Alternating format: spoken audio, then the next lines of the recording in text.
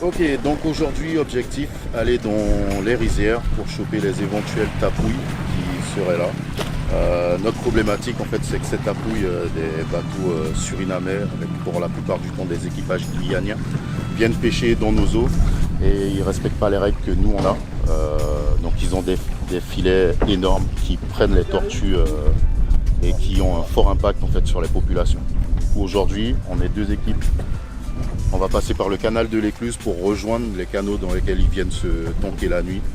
Et s'il y a des tapouilles en fait, on espère qu'il va y avoir des tapouilles. Dans la semaine, il y a déjà eu une équipe qui a traité 3 tapouilles au même endroit. En fait, ils partent, ils reviennent. J'espère que là, il y en aura d'autres. C'est important d'intervenir là-dessus parce que c'est un fort impact en fait sur les populations de tortues marines ici. Voilà.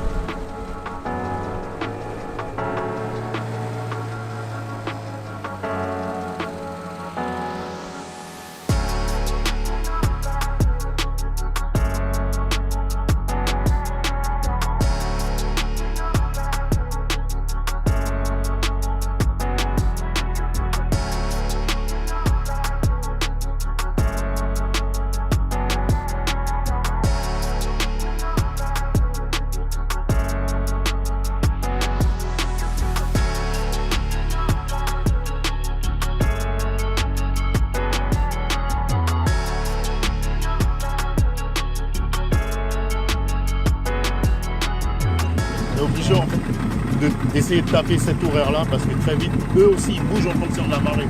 C'est la marée complètement basse, en fait, ils sont tankés dans les canaux. Mais il y a des fois, selon l'endroit où ils sont, ben, on ne peut pas les atteindre. Sinon, il faudrait être un champion en marche dans la vase. Et pour aller taper une procédure après, de toutes les façons, tu es bloqué avec eux. Donc on essaye de taper à chaque fois à l'horaire pile poil où il y a de l'eau pour bouger. Et si jamais il y a un problème, on est capable de bouger aussi pour s'extirper. Ça fait plein d'éléments à prendre en compte pour la préparation de la mission, mais souvent il y a du résultat et ça c'est top.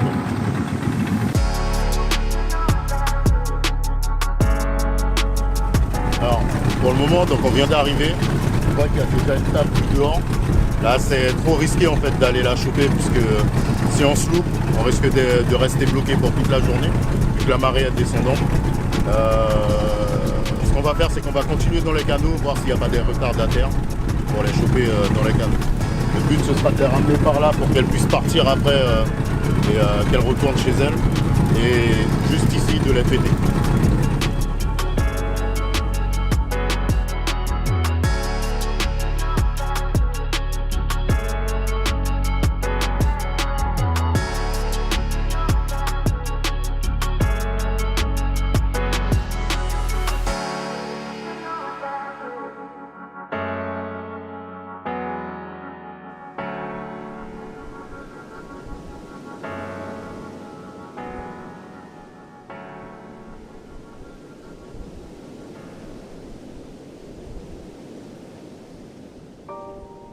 Je dirais que le service de police contribue à la traduction de tout le travail effectué en faveur de la protection des tortues marines.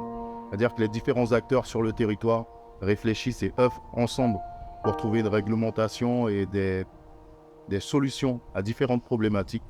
Et nous sommes le service qui principalement agissons de façon à ce que ces solutions soient appliquées.